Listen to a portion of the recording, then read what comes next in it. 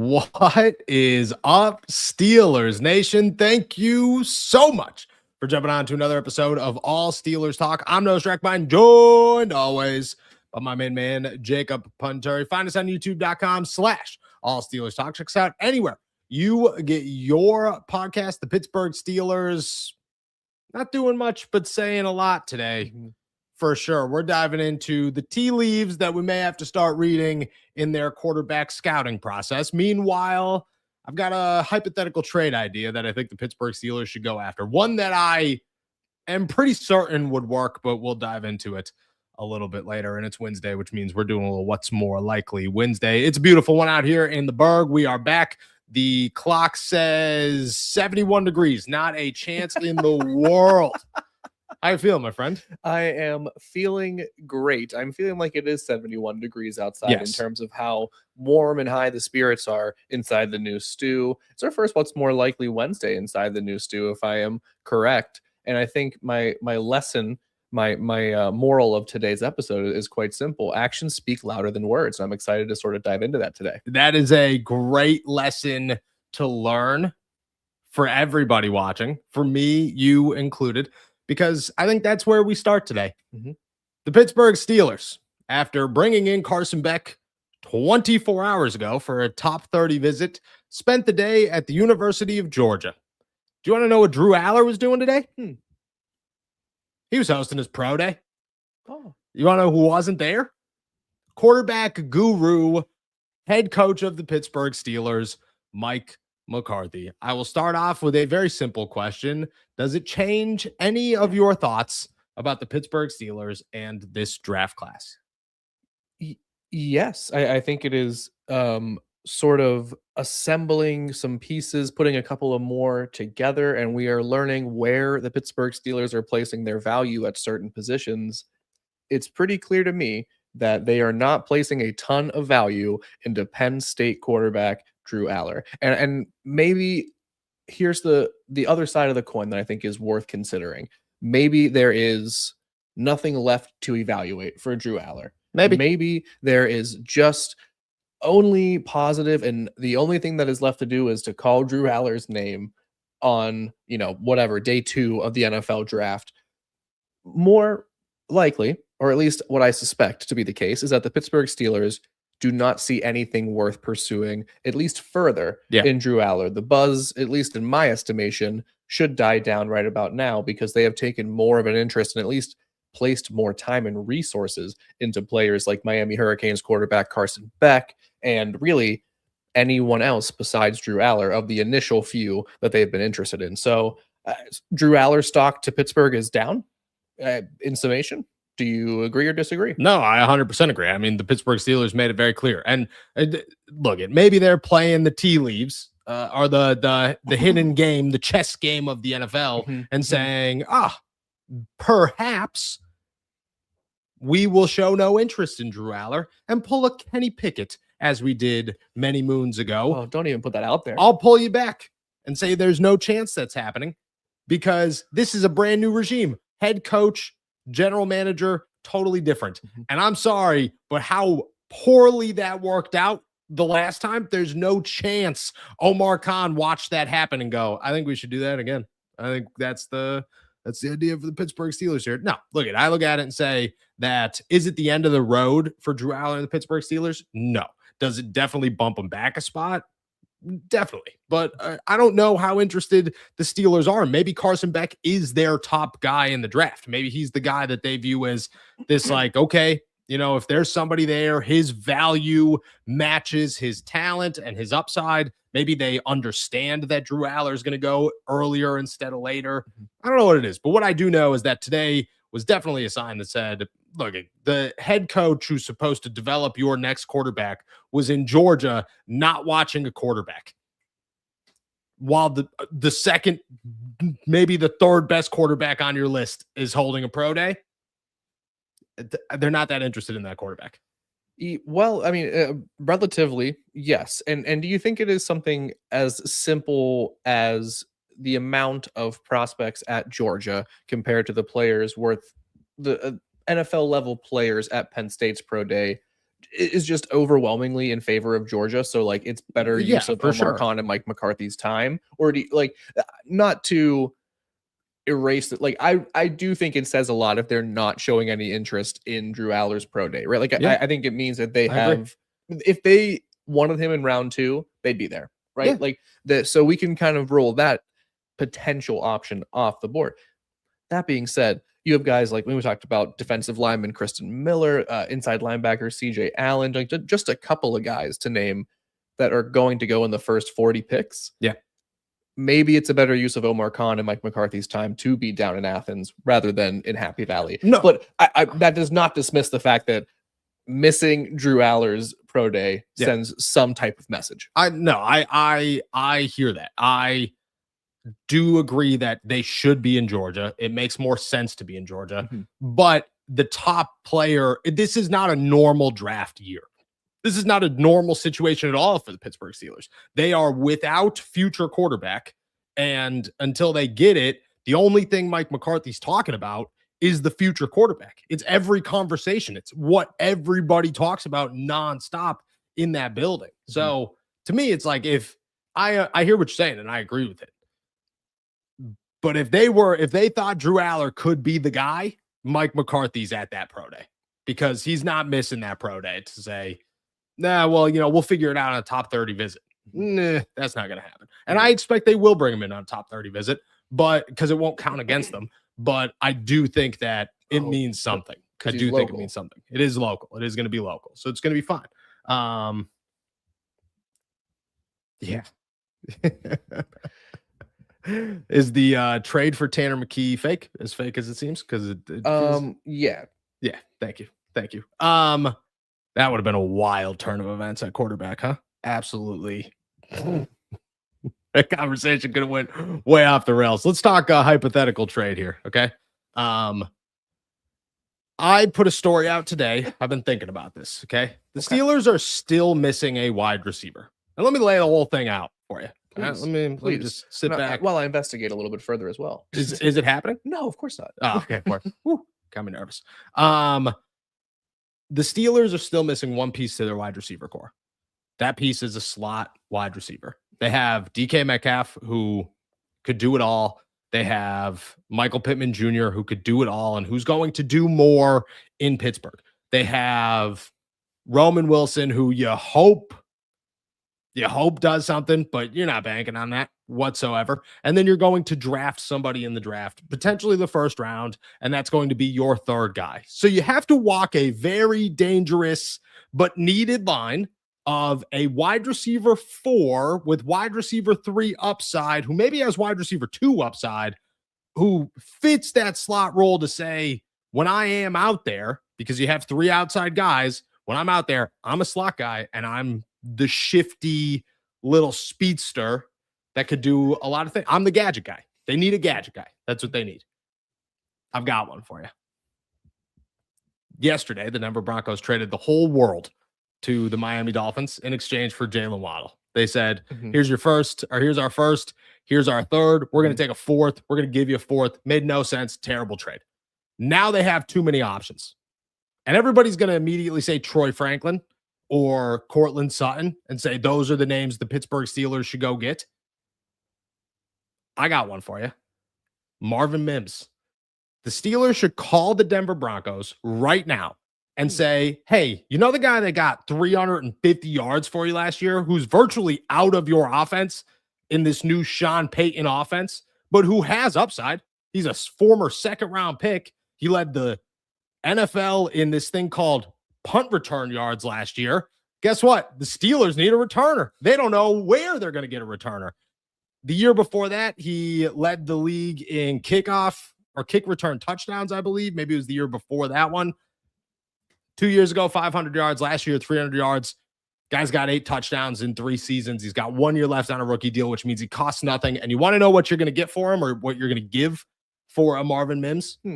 6th round pick, max. Because they're loaded to the gills. He'd be blessed with an opportunity to go somewhere where it actually matters. Right now, the Pittsburgh Steelers look like a team where it actually matters. So you could fool him into this whole thing. And he's going to cost nothing and fix 3 needs. Marvin Mims for a 6th round pick. I'd give up a 5th to be honest with you, just to be like, yeah, screw it, who cares? I think he's got so much upside as the right guy. I think in Denver, 2 years ago, he was viewed as the number 1 wide receiver. Last year, he was viewed as the 2. He's not either of those things. He's a 3 at best, but you need a 3rd wide receiver. I like the Marvin Mims trade. I like it a lot. And he's realistic because you're not going to get Troy Franklin. How much are you willing to give up for him? 4th or 5th or 6th round pick. A 4th? No. Okay. No. 5th. I think he's worth a 6th round pick. I think at most I'd give him a 5th. And I think that gets the job done. I don't disagree with the value at all. I agree. Like, this is a guy who is production wise just simply not been worth anything else.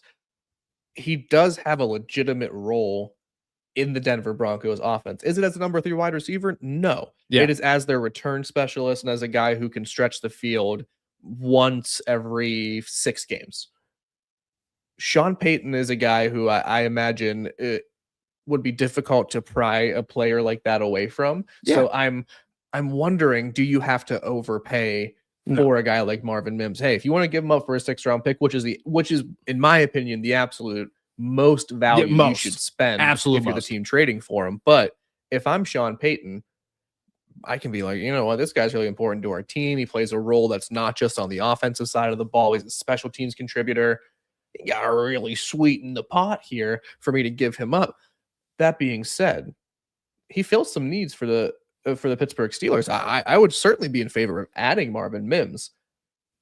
You got to do it for nothing more than a 6th round pick, and I think there's a cost for a player like Marvin Mims, and there's a cost of doing business for wide receivers right now. At least, I'll argue that one. Oh, I guess according Omar Khan is going to say all it takes is moving back 16 picks, but because of the Michael Pittman trade. That's true. It's true. It's true.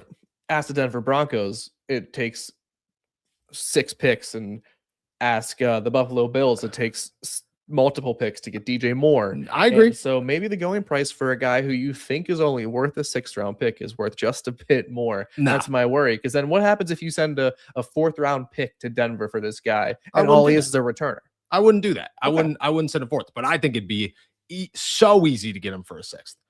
So easy to get him for a 6th. What Michael Pittman Jr. went for a pick swap. I get the Jalen Waddle thing. I get the DJ Moore thing. I understand that those are, big price ticket acquisitions, but this is a guy that's done nothing in the NFL. Like, agreed. Nothing. But he's got upside. But only the team trading for him sees the upside. The Denver Broncos don't see the upside. The Denver Broncos see a guy that just had 300 yards. If they want to get rid of him, they got rid of him. And they clearly don't want him to be what he is because they just got Jalen Waddle. They could go find a kick returner. They have that running back McLaughlin or whatever, who's a punt and a kick returner. They could use him. Sarah McLaughlin? That's who it is. That's who it is. I don't think that you would give up anything more than a 6th. I think it'd be so easy. Can you look up the other wide receiver trades that have happened this year? Because I'm telling you that it is not. There is probably a significant jump between the really, really bad Michael Pittman Jr. Jalen Waddle trade and the really, really, really bad DJ Moore trade. And then everybody else outside of that one. You got him? I've got. I was going to say, that was so fast. All types. All types. We can't be going all types. No, we need just trades. I look at it and also say that to give up a 6th round pick for a reliable guy, is it here? Is it just those 3? There's only been 3 in the new league year. In the new league year. What about last year? Let's go back to last. You got to go back to last year because that'll tell the story of Rashid Shaheed for a 4th and a 5th. Marvin Mims is going for a 6th. Keep going. Jacoby Myers for a 4th and a 6th. John Mechie for a 27 6th. Dude, that's a perfect example. That is the example. John Mechie and Marvin Mims. And people were on board with John Mechie last year. Yeah. I mean, Christian Kirk went for a 7th to. You don't have to keep going. Points proved. Yeah, points proved. It's a 6th round pick. You're not giving up anything more than a 6th. Listen, would you? Let me ask you though. Would you do it for a 6th round pick If the Steelers did it tomorrow, would you be in favor of that move? Yeah, I wouldn't be mad about it. Yeah. I don't think it's like,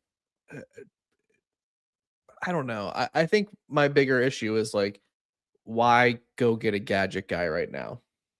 You know what I mean? Like, Why not? 'cause you have bigger needs and you need I think it would be great if your wide receiver 3 could also return kicks. I think it would be better if you just had a good wide receiver 3.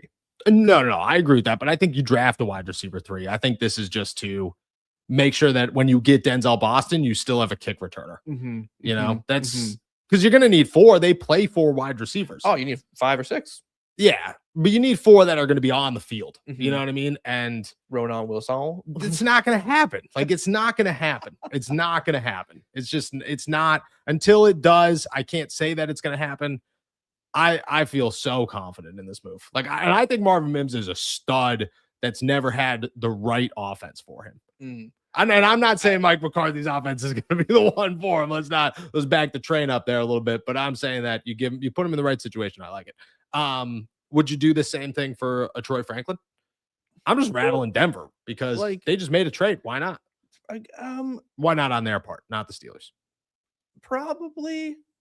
I'm just not in a rush to do it. Like, I'm just fine going and grabbing my wide receiver that I'm a fan of in the draft, maybe getting 2, doing the old double dip and seeing what falls afterwards. I don't think you have to give up anything. You could realistically sign somebody who's going to get cut and not trade anything. So, I'm not in a rush to trade for a Troy Franklin, the Christian Kirks of the world, you don't have to, the little Jordan Humphreys of the world. No, like, I'm out on the little Jordan Humphreys. I would actually give up a 6th round pick just to say little Jordan Humphrey, who's also pretty good. Like, he's also pretty decent. The guy catches passes, you know what I mean? And he does some things. I don't know. I'd be into it. That's my pitch for the day. I'll come up with another one tomorrow. Jack did one, Aaron Brewer in Miami. The lineman? Yeah. Move him to guard. I moved him to wide receiver. For some reason, I was like, we're still talking about wide receivers? No, move him to guard. I don't remember what he gave up for it. It's on the site, but I want to say it's like a 3rd round pick. Wow. Brewer's young, I think. I think he's like 27. And he was an all-pro last year. Didn't know that. Wow. Yeah. At center, though, right? At center. But he's played guard every year before that. But he was bad as a guard, yeah. right? Yeah. Okay. Well, he's not good enough. Yeah. I'm doing my research. For sure. Played for the Titans. So, yeah, I mean, what's the baseline? Listen, we've talked, a ton about the need to add interior offensive linemen. Yeah. I am not against adding somebody who has played predominantly center or excelled at the center position. No, and being like, hey, we have this, the right side of the line is anchored. Zach Frazier is one of the best in the league. You're going to play left guard, and we're going to be the best offensive line in football. If that's not a selling point for you, another opportunity is best. That's fine. I'm cool with that. Man, I don't know enough about Brewer other than he had like a sort of like meteoric rise when he moved to center. So I don't really know what All-pro is not mediocre. I said meteoric rise. Oh, yeah. I was like, to go from guard to center and then become an all-pro player. That maybe it was the position holding him back. Yeah. Well, the Steelers love to put guys out of position, so they would love to put him at guard. They should get Kevin Dotson. They should go get Kevin Dotson. Shout out. What number would he wear? 69 is taken by Sebastian Joseph Day. Shout out. 71. Doesn't have the same context. Kevin Dotson was the first player to ever embrace 69 for what it is. You know what I mean? And just be like, I know why I did that. And it's like, I know why you did that. That's awesome. Shout out to Kevin Dotson, dude. There's a great George Carlin joke about the numbers 69 and 71, which I cannot say. Right. Well, I'm sure it's good. If anyone knows it, you're welcome. Thank you. Thank you for that. I'll tell you after. Thank you. I appreciate it. All right. Let's do some what's more likely after my trade pitch here. You're up today. What you got for me? I got 4 and a bonus for you. Oh, and a bonus. On a bonus. I like a bonus. On the what's more likely. Let's dive right in. We'll touch quickly again on draft quarterbacks or draft eligible quarterbacks. Yep. Noah, just tell us what your gut instinct is today. What is more likely, or should I say, who is more likely to be the Pittsburgh Steelers draft pick in 2026? Ty Simpson. Yep. Drew Aller. Yep. Or Carson Beck. Ty Simpson, Drew Aller. It's Carson Beck. What's more likely is Carson Beck. Until proven otherwise, it's Carson Beck. I think Drew Aller is dangerously close, and there is a part of me that says like this guy is still very high on their list, even if today was a negative sign for him. But it's Carson Beck, dude. I don't know why they like Carson Beck. I don't know what he ever did to him. I don't know if he's got pictures of McCarthy or something. I couldn't tell you, but Carson Beck's going to be the Steelers' next addition to that quarterback room. Almost guarantee it. 1 out of 10. What's your confidence level? 7. I said it yesterday. 70% chance that Carson Beck ends up in Pittsburgh. I just don't. It just felt. How much time did we? That was a weird time. How much time did we spend in Indianapolis at the NFL Combine talking about the Pittsburgh Steelers and Carson Beck? A lot. Not talking about how much they love. Just how many times were those two names brought into a conversation simultaneously? So many times. Yeah, more than I care to admit. Where there's smoke, there's fire, dude. And there's Omar Khan is a terrible liar. Okay. So there is smoke. All right. And Carson Beck, right now, that's my pick. Wow. Listen, I think, what is the date today? March 18th. Like that's a pretty fair stance to have, and a fair level of confidence, I would say. But I don't think anyone likes to hear this part. So, but I appreciate you being honest. We'll move on to. I want to hear what you think is more likely of like two scenarios that I think are relatively unlikely to happen. Okay. But maybe your answer will, change that for me. What do you think is more likely? Aaron Rodgers re-signing with the Pittsburgh Steelers after the NFL draft, or this Pittsburgh Steelers trade linebacker Patrick Queen before or during the NFL draft? What's more likely to happen? Patrick Queen got paid, dude. He's not going anywhere. They paid him $3 million. They gave him a $3 million roster bonus. You're not paying that guy $3 million and then trading him at the deadline or at the NFL draft. If you had people to trade with him, you would have done it. Mm-hmm. It's Aaron Rodgers. It's not even remotely close, actually. Because there's no chance Patrick Queen gets moved. Is the reason why. Okay. And also because it would not shock me even at all if Aaron Rodgers showed up June 7th just to beat his own record. No. Yeah, it's Aaron Rodgers, dude, all day. You're telling me that the day before the NFL draft, Omar calls Aaron lets it go to voicemail. Mike calls Aaron lets it go to voicemail. 11:45 p.m. Aaron shoots a little FaceTime call, and he's like, "Hey guys, I still need a couple of days. After a couple of days, I'll let you know." That's like I just wrote the scene. Omar's wife should already expect the phone call. It's gonna happen. Yeah. Wow. It's Aaron Rodgers by a mile. I'm shocked by the certainty. Even with the paid contractual roster bonus paid out to Patrick Queen, the absolute certainty with which you say that he will not be moved. And I'm not even that I disagree. I'm just like, man, I would have never thought Aaron Rodgers signing after the NFL draft was a realistic option, but apparently, and we agree on this, it very much is. You paid him. Once you pay a man in the NFL, it's real hard to admit you're ready to move on. It's very hard. Money talks. Wow. And speaking of money, this is actually incredible.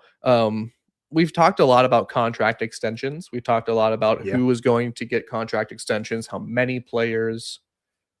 Let's talk about two who are going to get one, we presume, but we're not really sure when. Darnell Washington. A good name, and someone we're gonna talk about here.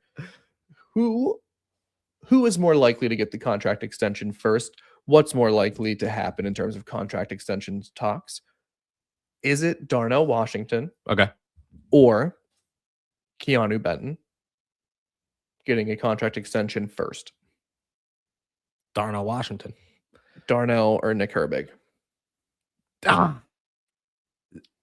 That's so tough. Herbig's going to be first on their list, second on their list, but he's going to be higher than Darnell is, but he's going to be more difficult to negotiate. Mm-hmm. I'm saying Darnell. I wouldn't even be would I be disappointed? Yes. Do I think it's the right move? No.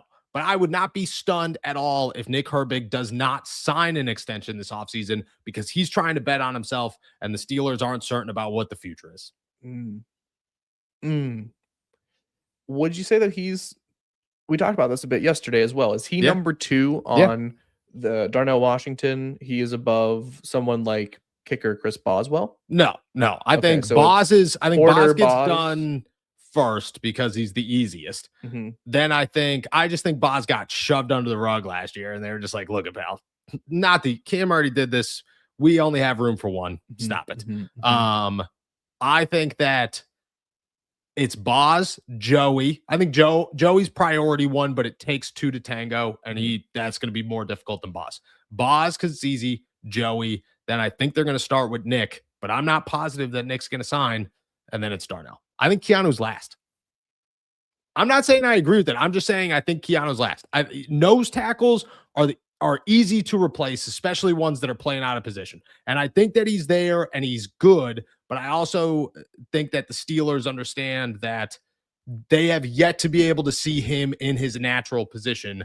And how big of an investment are you willing to make into somebody that, like, I don't know, maybe you could replace in the second round with Lee Hunter or K'Von McDonald, And if you do that, you're not signing Keanu. Keanu's gone at that point. You're going to hope that Y.A. Black develops into something, and you have Cam for 2 more seasons, which means you have 2 more years to try to replace Keanu Benton. Wow. Yeah. Wow. Well thought out, well articulated. I've thought about this way hard too to much. argue with that, folks. Even though I disagree, I'll move on. Let's talk about Chris Boswell for my last what's more likely here today before our quick little fun bonus. We certainly disagree on the timeline of Chris Boswell's extension. Yep. But what I'm curious to know is I want to get in your head on like the terms of this. Yeah. So what do you think is more likely when it comes to a Chris Boswell deal? Is it more likely that this is an extension that is geared towards getting him to retirement? So Okay. 3 years or 4 years? Okay. Or is it more likely that they reset the market to make up for last year, i.e. he makes at least $6.75 to $7 million per year on said deal, regardless of term? I think it's to set the market. Okay, so big payday for Chris. Big payday. I think you're almost on both though. Like I think it's going to be a contract that gets him to 7.5 that is super backloaded. So it's 3 years, let's say, and the last year of that deal takes a spike. You're making maybe 10. So you're going like just about what the league average is, just about what the league best is for 2 years. And then that last year, it's like, well, actually, you're going to make 10 this year. And then they could decide if they want to get rid of him or pay him $10 million. You know what I mean? But yeah, I do think I just talking to them about the situation, they sound like they want Boz to be the highest paid kicker in the NFL. 3 years, 21. I truthfully think it's going to walk the maybe 21, but I think it's going to walk Tyler Bass. What are we talking about? 6.5. So I think he's like 7.5. Yeah, like 6? yes. Okay. Like I think it's like right there, like Okay. just barely gets you maybe 6.8 a year. That's what he's looking at. So 21 might be. So like let's say 17, 21, somewhere in there. I think. If it's 3 years, sorry, I should have specified. Yeah. I think right there in that ballpark for sure. But I think that when this all is said and done, Boz gets one more I'm the highest paid kicker in the NFL check, because I think he had that last time, and then he played for a pretty significant discount the last 2 years. Yeah. I give him people I think might be upset with how I started this conversation yesterday, carrying it over into the day. Yeah, you did literally come on here and you were like, Chris Boswell sucks, dude. Don't pay him a dime. Yeah, those were my exact words. We clipped it. It's on Instagram. It's good, and it's viral. I think you can give him a 1 year extension and make him the highest paid kicker for sure. Yeah. The term is where I get a little murky, but there it is. You want to hear my bonus one? Oh, yeah. I thought that was the bonus. No. That was the fourth real one. And I've been talking so much. I forgot. It's crazy. This one is strictly just for Noah and I, but we hope you appreciate it. But what do you think's more likely? I forget my Crocs here again, or I spill this drink? I'm guessing the Crocs. I'm going Crocs all day. I'm worried about both. We'll move it. We'll get it out of the way there. We'll get it out of the way. Look at that. Front of the pod. We're fine. Little Friend of Crocs. the pod. I almost put the Crocs on today. Shout out to Jacob's Crocs. Shout out to Crocs, man. Crocs are awesome. They're so awesome. My wife hates them, but they're so great. My wife hates them too. I think all wives hate them. You know what I mean? Unless you're a Croc person, like my sister's a Croc girl. That's awesome. I'm not a horse girl. I'm a Croc girl. Way better, dude. Way better. Way better. They're not making creepy movies about you as a Croc girl. I wish they did. That'd be cool. I'd watch that movie. Somebody should make that movie. All right, y'all. Shout out to Jacob's Crocs. With that said, that's everything on our agenda. We're going to take a quick break. On the other side of it, we'll start answering your questions. Toss them in the chat. We'll be right back. Pittsburgh, this one's for you. From the voices behind all Steelers talk comes Black and Gold apparel, your go-to for bold, fan-driven merch that reps the city, the Steelers, and everything in between. Whether you bleed black and gold or just love that Pittsburgh grit, we've got something for you. It's more than a podcast. It's a community. And thanks to your support, we're proud to bring the passion from our mics to your closets. Gear up, stand out, and show the world what real fans look like. Shop now at blackandgoldapparel.myshopify.com. All righty. Shout out to our members. Shout out to our subscribers. Shout out to Croc Girls. If you want to become a man to get that one in, if you want to become a member and join the Steelers Intel or AST Nation back, you could do so by clicking the link below. And before we get rolling, hit that like and subscribe button. We are getting close to 70,000. That's unbelievable. I would love to get super close to 75 by the draft. I know that that's really tough to do, but we have a month. We have a month, and I would be so sick to hit 75 and be 25 away. If we hit 100 before you come back from paternity leave and you have to watch, I will not tell you. I will not tell you. Go back. I'm just like, you'll walk in here and it will already be live, and there will be a tattoo artist sitting here ready to go with Cordero Patterson also in here modeling. No way. Uncle Cordero came into town? Uncle Cordero's coming to town. No way. Oh, he told me he wouldn't be able to make it. Yeah. That's awesome. It's worth it. It's worth the pain. It's worth the pain. The greatest things in life are worth the greatest suffering. I think say, someone said once or didn't. Either way, you're welcome for the quote. That's what they say, dude. Yeah. Let's kick it off with Duff here. Instead of reaching for a wide receiver who's a slot Y, why not sign Debo or Juwan Jennings for a year and let them rock with a rook, learn behind all three? Do you want a veteran? No, I don't. I'm ready for a rookie, a first round rookie. You know what I mean? I'm ready to put somebody in the fire and say on offense and say, go be good. Because it's been so long since the Steelers, just really think about the Steelers offensive draft picks over the last 7-8 years. Outside of offensive linemen, there's been nobody that you've gotten to watch just get thrown into the fire and be good. Kenny Pickett got thrown into the fire week 4, stunk. Najee Harris got thrown in the fire, cool, but not the most exciting guy in the world. Yeah. There's George Pickens was fun, but it was so hard to appreciate him because everything around him was such a just complete dumpster fire. You didn't know what to do. I would love to have them say Denzel Boston, Jordan Tyson, even Omar Cooper Jr. Who cares? Casey Concepcion. Throw them into the fire and let's just have a good time. Yeah, I would much rather just take the chance, and I respect the perspective we're getting here from Duff. Maybe I agree with a veteran. Sure, fine. I would rather take the risk knowing it could backfire on a young player who could fill in that role. Maybe they're not perfectly suited for it, but you have to have that balance on the offense. And I think right now the veteran presence is there. DK Metcalf and Michael Pittman Jr. provide that tenfold. Now you need that guy who's going to develop and play off of them. Yep. That's who you get in the draft. I agree. Yeah. I agree. Irresistible fan. Skylar Thompson did so good in preseason last year. Is he still on the Steelers? If yes, why don't we hear about him? I would put him over Rudolph. He is still on the Pittsburgh Steelers. He's still in Ireland? He might still be in Ireland. No, I saw him. I don't remember the last time I saw him, but I saw him during this offseason. He is still on the Pittsburgh Steelers. I would imagine he stays on the Pittsburgh Steelers until they draft somebody. But truthfully, let me toss this out there. Do it. Do you think that if they were to draft someone, okay, and Skylar Thompson and Mason Rudolph, which Skylar Thompson's still on the roster. I'll double check. Yeah. I was going to say, I'm pretty positive that he is. Do you think there's a chance that they trade Mason Rudolph instead of cutting Skylar Thompson? Just to go say like, hey, take Mason, give us a conditional 7th next year. Do you think you can trade someone who is not even recently ranked a top 10 backup? Yeah. I forget who. There's someone on.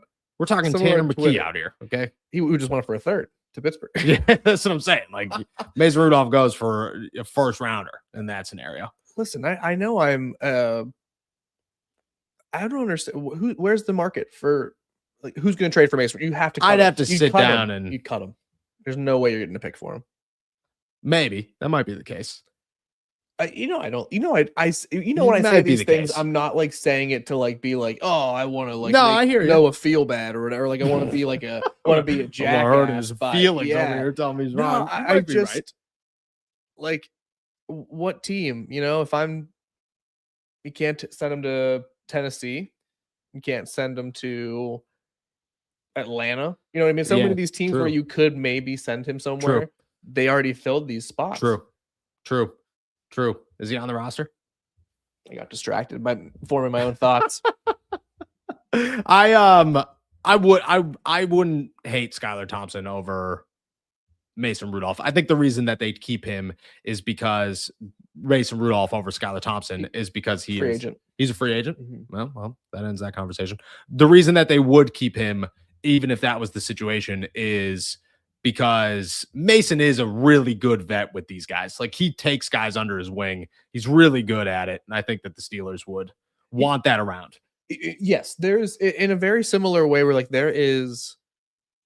it's similar to Aaron Rodgers in a way, not to just like find another reason to talk about him, but like there is a value within the locker room that is not calculated or accounted for in spaces like me and you talking about Mason Rudolph on the internet discourse, in the evaluations of quarterbacks, things like that. But like, Mason Rudolph is somebody who brings more than just, being able to step in as a spot starter for a game. Yes. So I understand that. I just don't know if that translates to trade value. I hear you. You're probably right. Artisanal Bully Kennel, take an offensive tackle in round 1 and a guard at round 3, or a guard round 1 and offensive tackle round 3. I mean, round 3, you're taking a shot in the dark. You know what I mean? Guessing round 3 when you have 5 draft picks in the first 3 rounds is tough. It's the hardest mock drafts ever with the Steelers this year, just because you're looking at it going, who are they going to take with their 4th pick in the draft? Like usually in a normal draft, you're like, dude, 3rd round pick, that's easy. They still have, this is their 3rd biggest need. In the 2nd pick of the 3rd round, you're going, yep, this is wing it time. This is just what's top 7, what's a top 7 need? You could take any of them right here. That being said, I would like an offensive tackle or a guard in round 1. Wouldn't be top of my list, but I think they're number 2, maybe 2B. Yeah.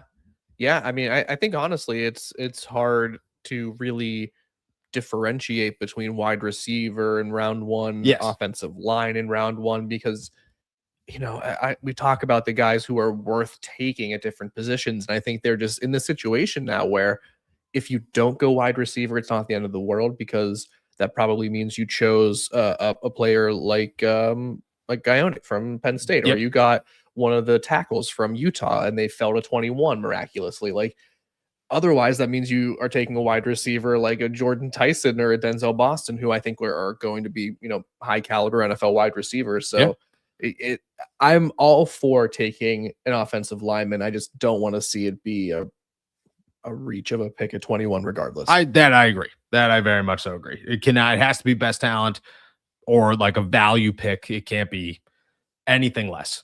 Chris, do the Steelers have a plan to renovate the stadium at some point? They will need to build a new one, but I don't see that happening anytime soon. No, they don't have any plans to build a new one. I think they'd like to stay. It goes through 2031 and maybe 2030, and I think they want to stay there. I'm pretty sure. Also, where else are you going to build one? They are putting, I think it's $6 million renovation into it this offseason, fixing the turf, some stuff with the stands, hopefully painting some bleachers because those things are old. Last year they put a $10 million renovation into it with just like some of the stuff along the concourse, which is crazy that you didn't even notice any of it. But they are putting they are putting a pretty substantial upgrade on the actual field itself this offseason, which Yeah, well, Aaron Rodgers called out the field. still does, dude. Everybody did. Aaron Rodgers isn't everybody did. Chris Boswell, I heard, called like the NFLPA with some very choice words. Some very choice words. Oh, Flip Floppers Anonymous. Oh, that could be us, dude. That could be us. After the absurd Waddle trade, Omar looks like a genius in the DK Pittman trade based on the value in Khan we trust. I agree with that, dude. And you went over his cap space today, and it was so much better than you thought it was going to be.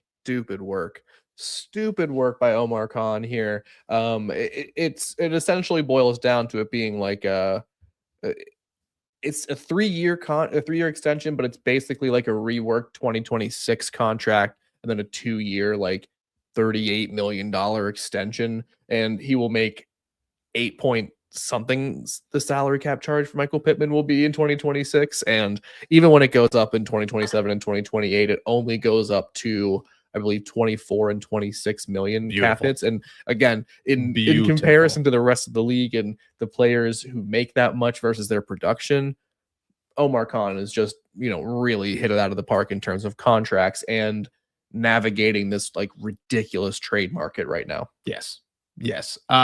Cody Silva, Carson Beck passes the eye test, except a lot of no-look passes. He can't pass over the middle, but he can see his left and right receivers at the same time. Dude. What are we doing here, dude?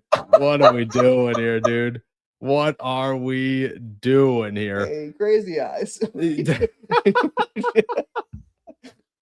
Oh man, dude. Shout out to Carson Beck, man. Shout out to Carson Beck. Hope he's doing good. You're loving that one. So bad, man. It's so messed up. Oh, shout out to Joe and Cody Silva. Joe, what's your guys' honest opinion on offensive and defensive coordinators? Big fan of, honestly, both of them. I like both of them. That's what that made me think of. Actually, I'll show you afterwards, but yeah. My thoughts on big fan of Patrick Graham. I think we're in agreement on that. What do you have? I know we've talked about like reasons to be optimistic about new offensive coordinator Brian Angelico, but like, what does Noah Strackbein, like in his heart of hearts, feel about the new offensive coordinator hire? I think that at best case scenario, you got the forgotten piece of the Cleveland Browns ridiculous like 2014 coaching staff that everybody got hired and everybody went on to do great things. Sure. Worst case scenario, who cares? Honestly, like worst case scenario, he means as much to this offense as Terrell Austin meant to the defense last year, which is like enough, but not enough. Not enough for me to be upset about the hire. I don't think he's that bad of a coach. I think that at bare minimum, he's competent enough to be like a decent number 2. But when it comes to like what his upside is, I think he could be like that forgotten guy. I hope, right? And, and you have to hope that is what Mike McCarthy also sees in him, because he's been around so many successful coaches. It does make sense for him to have a breakout in some sort of capacity. I'm not sure. Patrick Graham, I do feel very certain though, is going to Patrick Graham. I'm so excited for. Yeah, with better talent, like, and the way he is so unique and innovative with what he does and his game planning. I'm very excited for what Patrick Graham does with this defense. Yes, I feel the same way. I've heard a lot of people across the league say the same thing about him. People are very excited about good old Patrick Graham. Jerry, if Derek Carr came out of retirement, would you sign him? If he cost nothing, yes, because I think he'd be the best quarterback option the Steelers have had all offseason, Kyler included. Whoa. Derek Carr is a better quarterback than Kyler Murray. Depending on how affected he is by a year. Wow. Yeah. Noah, that's huge, man. I'm willing to say that. That's huge. I'm willing to say that for sure. I mean, if his shoulder moves, I'd sign him. You think that his shoulder was really banged up, or you think he was like, I don't want to play for this team? You know what I'm saying? I'm not going to accuse the player of that. Me neither. You know what I mean? And the Baltimore I'll Ravens, say a lot they of 100% thought that Max Crosby totally failed his physical. No, see, like I'm not afraid to say like that was a lie and that's bullshit. Like, you know what I mean? But like I feel like Derek Carr did go through a lot of like injuries to his shoulder, at least in the last couple of years. So like it's not crazy for me to believe that he needed some time off. Yeah, did the situation help a ton? No. You know, you're like, oh, I could leave here pretty easily. Yeah. I'm good. You have to trade for him. I think that makes it like I'm good. No, if they cut him, if he came back and they cut him, cool, dude. Give me it all day. But I don't think that's gonna hit me with the Carson Palmer or whatever. Like I'm retired for a day and then I come back. Yeah. Didn't he do that? Am I making that up? That. Yeah, he was like, I'm retired.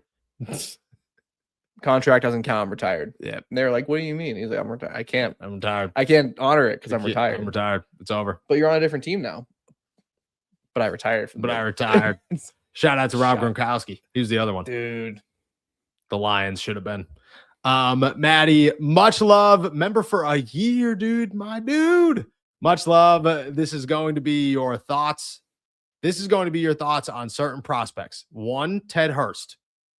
I think a really valuable 3rd round pick in the draft. Like an incredibly gives me like, what's your NFL comp to Ted Hurst? Oh, who's a good big receiver that isn't just big? That isn't just big. That's the thing. Not just big. This is too lofty of a comparison, but a player that immediately kind of comes to mind as someone who can move like a long, tall player, but can make some quick, agile sort of movements as well was Michael Thomas. Oh, that's a good one. Saints. And he was a little bit longer, yeah, a little lankier, I would say, but there was something smaller about his game in a good way. Yeah. And I think there's something about Ted Hurst's game that kind of like comes off like a little slot guy sometimes, but he's also just like this powerful, big wide receiver. Yeah. I feel a lot of the same. Mine is DJ Moore. Oh, I like big value there. Big value. 2nd round value there. I just think that he's a slot guy more so, but he plays kind of like DJ Moore in that like physical but shifty type of way, and that's, I like him. I don't think he becomes DJ Moore, but I do like his upside. I like that. Chris Bell, I think has fantastic potential in the NFL. My thing is the knee injury makes him a question mark in a year where you could afford not to bet on a question mark. That's my only issue with Chris Bell. It's like, yeah, great wide receiver, but like there's 15 other great wide receivers in this draft. And there's, at least 6 that are like, you're like, okay, this guy's gonna be good. I'd be shocked if he's not. Yeah, I mean that's the bet, and that's the gamble, right? Is the durability too much? Yeah, to overlook. What's he look like after an ACL injury? Yeah, I mean I don't know, because I think the upside, to kind of stick with the comparison trade, is like you might have a Chris Olave on your hands. You know what I mean? Like, agreed. If he is healthy and remains healthy and kind of keeps climbing on that trajectory. If not, yeah, you're looking at a guy who's gonna struggle to keep up because of those durability issues. I'm a fan of the player. Injuries are always just such a nagging question in the back of teams' minds whenever they're evaluating these players. So that's the tough part. Yeah, I agree. And then Jalen Farmer out of Kentucky.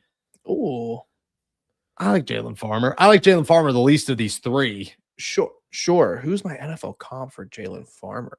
Dude, I mean, we talked about him earlier, but I was going to say someone like Kevin Dotson. Yeah. Like just like a mid-round guard. Sure. Yeah. That would be where I land. I actually like that one. Maybe a Mason McCormick. I think he's more physical. Kevin Dotson was a beefy boy coming in. You know what I mean? He was a big boy. I feel like Farmer kind of gives me that like stocky. You know what I mean? He's got that Power 5 build a little bit more. Yeah, that's Kevin Dotson that small school build coming out. Yeah. Mason's from the north. You know what I mean? They're fishing and eating bison and stuff. Kevin Dotson, Jalen Farmer, they're from the South. They're out here eating jambalaya and stuff and having a good time, making sure they get their carbs in. Man, he ran a 4.93 40-yard dash. I know, and it's crazy. It's crazy. How many reps did he do on the bench? Yeah, he didn't do the bench press. Okay, Yeah. No worries. 27-inch vertical jump, though. This man's 6'5", That's crazy. 315 pounds. That's crazy. That's I crazy. can't even do 17, I will bet. I bet I can maybe do 12-inch vertical leap. I'm not getting off the ground, dude. 10 Achilles inches? are snapping, both of them. Oh, yeah. Yeah. I'm pulling a Kaboli. I'm kabooming it all day. These knees are kabooming right out of on here, it, dude. man. It's gonna be bad. It's They're gonna be bad. done-ski. It's gonna be bad. A Dalton 3-round mock draft for the Steelers. Caden Proctor, I like that one.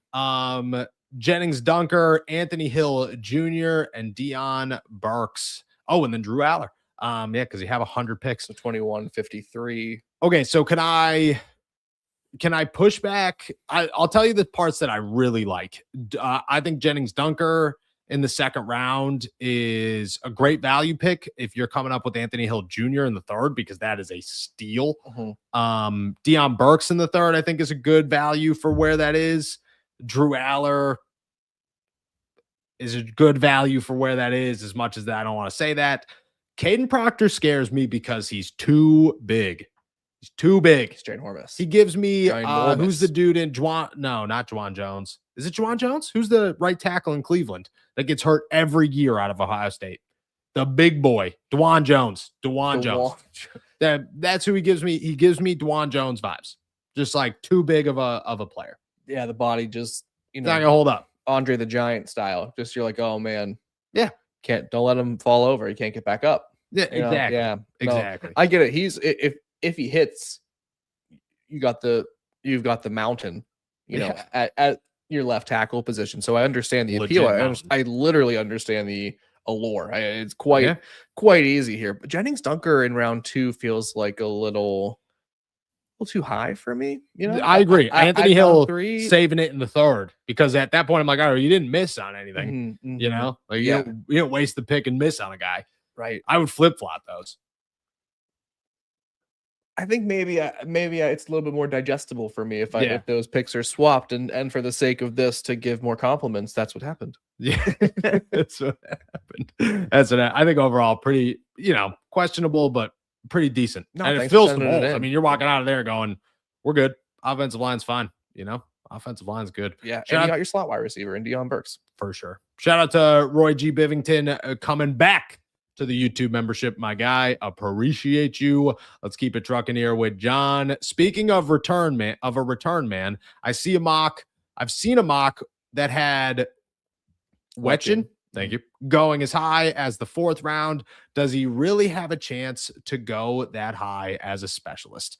Anything's possible these days. Anything is possible. I don't think that's going to be the case. Dude, I would have told you last week it's impossible for Drew Aller to go on day 2. Yeah, but quarterbacks, I think, shift.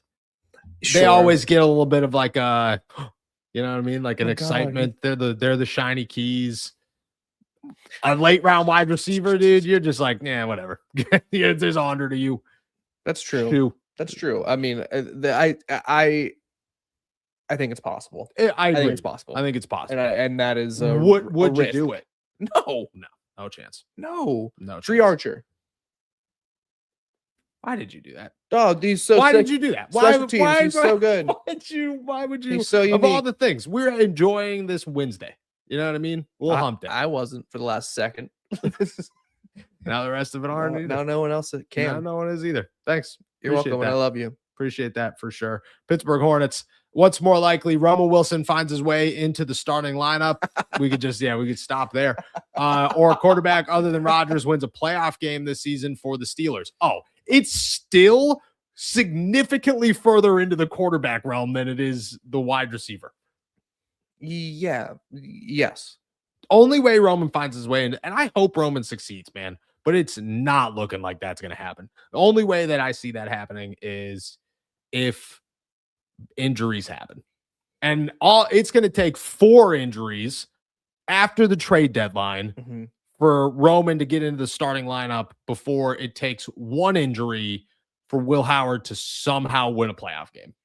Correct. Yeah, I mean, Marquez Valdez-Scantling is coming back before Roman Wilson gets another shot. Yes. Or another shot. A shot. A shot. Hasn't done it yet. Hasn't done. Yeah. It shouldn't be that far apart, but it is. but it is. Nate Moore, do we think the offensive coordinator will really do anything? LOL, McCarthy already said he's calling the plays. No, so he's gonna just chill, bring vibes. All vibes, just a big vibe guy. You know what I mean? Now he'll have a really heavy hand throughout the week in processing. You know, the head coach's job is crazy. Like it could fill 100 chalkboards of like things that he has to do in a week. So what Brian Angelico is going to do essentially is just be the guy to get things rolling. You know what I mean? He's the detail guy that comes to Mike McCarthy with like those first reports and those final reports, and like his 2 cents will matter more than anybody else's in the room, essentially, outside of Mike's. And Mike will take that into consideration. Yeah, I hope. I would love. Yeah, I hope too. Maybe he's a douche and he's like, I'm not. Get out of here. I am the captain. You know, but that's maybe you'd hire 100 coaches to do that. You're wilding because they have 75 coaches on the staff. The guys just here just to do things. You know what I mean? Like, imagine standing in a room with a bunch of guys just not saying a word, just Mike McCarthy just like talking, and everybody's just like, yes, good meeting, sir. Thank you. See you later. See you on Sunday. Don't see you on Sunday. All right, I won't be there. Don't even worry about it. Sir, yes, sir. How are they going to fit all those guys on the sideline? There is 100 coaches on That's why they're doing the renovations at Acrisure. They can fit them all. They just expanded it. Yeah. I agree. All right. I didn't mean to cut you off on Angelico here. No, it's probably better than whatever I was going to say. Yeah, I'm not too hopeful. I'm trying to remain optimistic, but I'm not too hopeful. Yes. And maybe that's rude. Yeah. I don't know. Like, what is, again, like going back to like what my thoughts are on him, like, if somebody was like, what's your thoughts on Terrell Austin last year? Your thoughts are like, not good enough, but like, honestly, not his problem, Yeah, like, it's like I know whose fault it was. That's kind of how I feel about Angelico. Like, hope you're a good guy and you're fun to talk to on Thursdays, honestly. Roy G. Bivington, I'm curious, what would you both say you've learned most about yourselves during this show? Wow. That I am awful at pronouncing names. My mom did not. I come from the worst talking town in Pennsylvania without question. And it's a tough one. That is so, I don't know. That's so self-aware. Yeah, thanks. Appreciate it. Yeah, I was self-aware. You guys all told me 100 times, but super self. I learned that one by myself. Don't even worry about it. I've already gone through so much self-discovery. There's nothing to learn. So that's the good news for me. Yeah. Wait, what? What did you just say? I said I've gone through so much self-discovery. There's nothing for me to learn about myself. So nothing. That's it, dude. Yeah. Jacob is perfect. Jacob is. What have I learned about myself? How much I hate wearing pants. I hate that. I hate wearing pants every day. What are we doing? How much I still need to learn about everything. I learned how much I don't know pretty quickly on a daily basis. Yeah. So I'm really grateful for that. Learn that I don't know. I learned that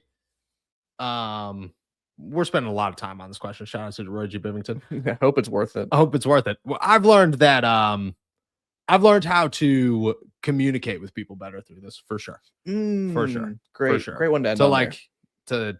to look at somebody else's perspective and say, like, yeah, I get it. I hear what you're saying. Yeah. You know, shout out to Roy G. Bivington, getting deep in this episode. Canadians. I don't really want to answer this question today, Canadians, because not that Canada beat the U.S. last night, but it was not fun to watch baseball last night. Okay. It wasn't. The U.S. lost, huh? They did. And I was ready, dude. I was ready for just give me more America. It's the only times I'm ever able to say that. And so are they done now? It's over. That was the final. They Okay. lost the final. Venezuela. Good for Venezuela. I guess. Over under 8 picks in the draft. 12's too many. Oh, that's a good Vegas number, honestly. 8 is a really good. If Vegas was making numbers of this, it would be 8. It would definitely be 8. I'm gonna go under. I'm gonna go over. Ooh, I'm gonna say 9. 9 picks. 8.5 could get it at 8.5. Could get you at the 8.5. At the 8.5. No, it's a good. That's tough. That is a good Vegas number. I don't know how they're gonna split it up, but I think trades. I think what ends up being the case of how many picks they are is not the amount of trades, but what little sprinkles they're tossing in there in those trades. You know what I mean? How many sixth round picks do you send in with your third to move up to the second? Right. You know? And I'm fine with, giving up a lot of them. You can give them all. Yeah. You know what I mean? You give them every one of them. I don't want any one of them. Go ahead. Go ahead. Go get Lee Hunter. We're chilling. Maddie, do you know who they are bringing in for a top 30, or is it just day by day we find out? It's day by day we find out. Me and all the other beat writers are in a big giant group chat that we've organized who goes every single day to check to see. Nobody today. The big whopping 0, but they're gone to pro days. So when there are pro days, things get weird. It's mostly like after the pro day cycle, or not after, but in between the pro day. The pro day cycle here. John, what are your thoughts about Joey Aguilar? He hasn't really been talked about much since it was thought that he was going to try and return to the Bulls for another year. Yeah, I talked to him at the NFL Combine, and it was just really weird vibes. Like, I hope he succeeds. I like him as a quarterback. I don't think he's an NFL quarterback, but I like him. It just felt really off when he was at the Combine. Like, you could tell he was like, yeah, I really realized I was going to be here. I trained for like a week, and I was like, yeah, you're a little behind here, pal. Yeah, I don't think much of him. I don't think as like a legitimate prospect for the Steelers to monitor. The bottom part of this already thin quarterback class is just, it's tough to be generous. Yes. It You're like, ugh, it gets bad fast. Man. It gets bad real fast. I agree. Keeping it trucking here. Roy G. Bivington. Where did it? Answer again. No, I can't do it again. Lindsay, serious question. Who's better, Ty Simpson or Beck? That's a great question, because honestly, I think they're a little bit closer than you'd think. Man, I think Ty Simpson has just a little bit more that makes me think he could be a starting quarterback. There's just a little bit more to his game. Yeah, I agree. In the way he moves outside of the pocket and can kind of make things happen.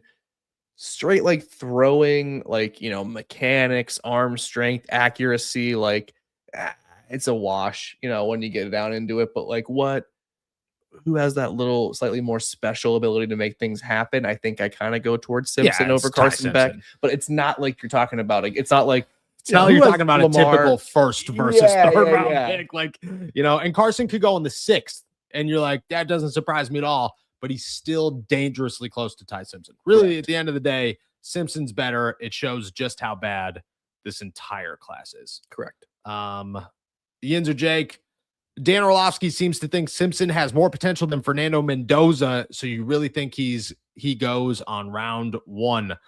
Dan Orlovsky's wrong, my friend. Wrong. Okay. Fernando Mendoza, he's got it. Okay. I don't know what it is yet, but he's got it, and it's good.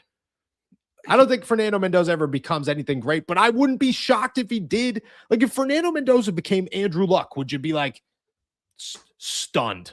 Be like, no. Like, yep. No.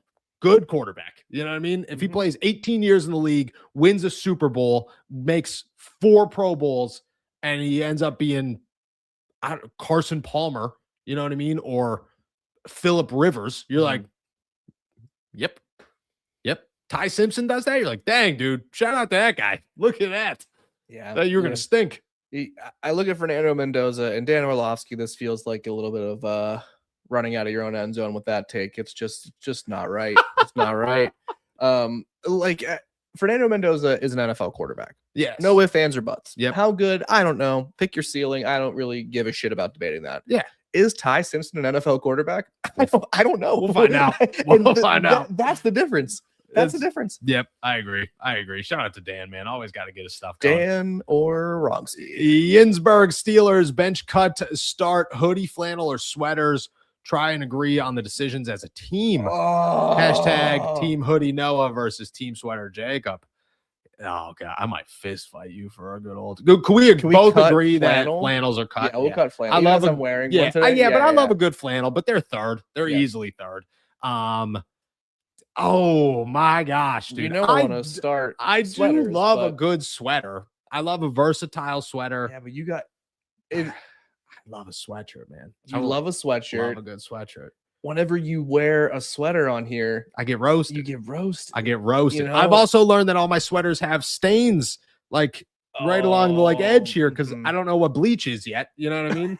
And they get all bleached up, and now I can't wear them. You know what I'm saying? I'd budge and I'd give you sweaters. I think Wow. more versatile. I think I could nuddies fall into that. You know, to me, I could make that work. I really appreciate that. I really appreciate the compromise. There it Wow. is. So we're starting sweaters, benching hoodies, I'm sorry. first reserve. Yeah, I apologize. I'm not even leaving with a sweater. It's tough stuff, dude. It's tough stuff. Roy G. Bivington, much simpler question. If the Steelers held open tryouts, what position would you try out for? Waterboy. Feel free to go based off of the team needs or personal skills / ability. I have no personal skills / ability. I am not an NFL player or remotely close, dude. I would cramp up running a mile. Okay. I'd be so bad. It'd be Yeah. hilarious for anyone. I'm thinking of. I feel like I've said that I don't like Mark Wahlberg on here, but You have. I stand by it. But there is something I do like that Mark Wahlberg's done, and it's the movie Invincible. And you ever see that one? It's about like, Yep. Yeah, I forget. So I was gonna make up a name, but it's It's about that guy. it's about Mark Wahlberg trying out for the Eagles in the 80s. I don't think it would go like that. It wouldn't go well for me, but I would try out for tight end because there's a based off of team needs, and I would give him at least a show when I get concussed. Dude. Long snapper all day No, dude, long. you You're not take getting one- hit. You can't get hit. in the try. Oh, right. There are special protections for long snappers now. Yeah. That's about all I got. I can't play wide receiver. I'm 5'8". I can't play running back. I'm slow. Oh yeah, I can't do what I'm trying out for. I can't Yeah. do anything else. Tight end would be it. You know what I mean? People see what we look like. They know I would do bad on this. Nobody's sitting here going, I really thought you'd play tight Wow. end in the NFL. Man, I really would have pegged Puntori as a tailback. With I that thought he was speed it, and dude. build. I thought he was it. I think I've told you this story before. I definitely have told you the story before, but I don't know if I've told everybody else the story before. I went to college originally up at like a small school up in upstate New York, and we were like an hour and a half away from Syracuse. And you'd go to like all the frat parties and stuff at like the SUNY schools all around. And I would tell girls at these parties that I was the backup running back at Syracuse. And they believed it because my It's boys would be believable. around. And first off, at that time, I'm in good shape. And my boys would be around. They immediately be like, oh yeah, dude, you need that 1 yard. He's got you. They pop right around the corner, dude. They're like 8 touchdowns last season. Ask them. I'm like, yeah, I got it. That's true. Actually, 12 carries, 10 12 yards, yeah, 8 touchdowns. 8 touchdowns. They call me Jerome Jerome Bettis. Bettis.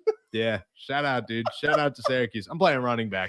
Rico Dowdle, get out of here. You don't even know. No, that's like believable. You don't even know. bro. Believable. You don't even know. Diamond, did the Steelers scout Taylor Green at the Arkansas Pro Day? Was anyone there? I did not see anything coming out of the Arkansas. Did the Arkansas Pro Day happen? That's a good question. It's a good one to say. I would imagine it did. Yes. Yeah, I did not see the Steelers there. I didn't even see reports of the Steelers there. Which stinks because not even because of Taylor Green, because you know how much I like Mike Washington Jr. Mike Washington Jr. would have been a good one. Yeah, dude. And what's his name on the defensive side? Neal, the corner. Oh yeah, Julian Neal. Yeah. Yeah, that's a bummer. I'm sure they had some scout there, but who I don't know. Who I do not know. Colton, hey, Noah, are you going to do a mock draft? Yes, sir. I got my second one coming out probably Monday, honestly. I feel like that's a good day to do it. Like a month out at that point, huh? That's crazy. Damn. That's crazy. Yes, sir. We'll have a couple before the NFL draft for sure. Brian, I agree with Marvin Mims. Love the upside and low draft capital. My guy, thank you for noticing. If Aaron is a no-show, trade for Bears quarterback Tyson Bogut. I think it's Badgent. I was thinking, I was like, I know how it's pronounced, but that's not how it's pronounced spelled wise. To compete at quarterback, What? No, I love the idea of Tyson Badgett. Me too. Because Not really, I but would, he's I stuck. would, I would hope a certain nickname catches on. That is the first letter of his first name and the first 3 letters of his last name.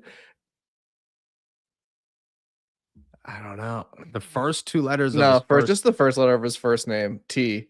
Then the first 3 letters of his last name. I don't get it. I'll tell you off the air. I don't get it, dude. I don't get it. I'll tell you when we're done. Post up in the chat if you know what I'm getting at. Did I ever tell you? I got a story for him too. Did I ever tell you my story about him? I'm at the Reese Senior Bowl. I'm sitting there watching practice, talking so much smack on this quarterback that's just missing passes left and right. He's terrible. Alan Saunders, Steelers now, taps me on the shoulder. He goes, "Shut up." I'm like, "Why?" And he looks behind me and goes, "That's his dad." And I was like, I turned around. His dad's massive. Come to find out, he's he's an arm wrestling guy, right? He's a world famous champion arm wrestler. And I'm 6 inches in front of him talking so much smack on his son. Terrible, dude. We got 1-7. We got a 7. We got a 7. We got a 7. Yeah. Yeah. Yeah. Oh. Got it. I was looking at the that's right. Yeah. If it was, you spell your last name right, you know what I mean? And I'll pick up on these things. Slim, hey, Noah and Jake, do you think the Steelers would, do you think the Steelers would rather have TJ, Alex, and Jack, or TJ, Nick, and Jack as the 3-man rotation? Oh, wow. That's a good question. Because truthfully, I don't know. I think it's the first 3. I think it's the first 3 too. I think TJ and Alex are their first 2 priorities. Mm-hmm. But you are taking a drop back with Jack. Mm-hmm. But what if Jack becomes crazy good this year? That's, and what if all that was standing in Nick Herbig's way was reps?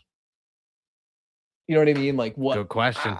Man, question. I know for a fact the Steelers, dude. Steelers are taking TJ and Alex. Yeah. Whoever else the third is, they don't care about the Yes. consequences. I agree.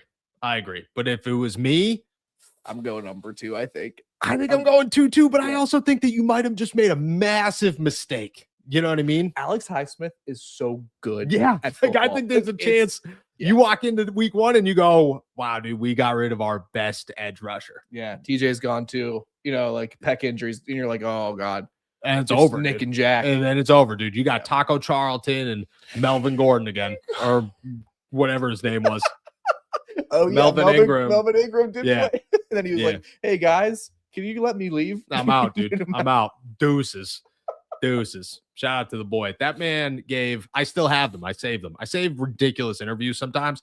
That boy spoke to me and a couple others for 12 minutes, went through the whole thing. It's 4 answers, not a single piece of it makes sense. He's like, sometimes, man, you just got to look into the universe, and the universe will show you a glass light. And if you go through that glass light and you go left at the door, and then you go upstairs and you grab a chicken sandwich, and then you come downstairs and there'll be a little goblin and you give him the sandwich, and then you wake up from the dream. That's how I play linebacker. Like, what? What? Just get, I'm telling you, I'll show you them. I can't wait. They're terrible. I wish I would have been there for that. Hostage, dude. He was just showing us that he was putting us through the torture. There it is. Correct. There it is. All right, y'all. With that said, we're heading out of here. Thank you so much for jumping on to another episode of All Steelers Talk. Make sure to subscribe to us on YouTube, youtube.com/All Steelers Talk. Check us out anywhere you get your podcasts. And as always, find all our work at si.com/NFL/Steelers. If you want to become a Steelers Intel member or an AST Nation member, get all sorts of cool perks like the Discord, the call-in show. If you're an Intel member, you get exclusive videos. You could do so by clicking the link below. And with that said, we'll be back tomorrow. Until then, enjoy another beautiful day in the Berg.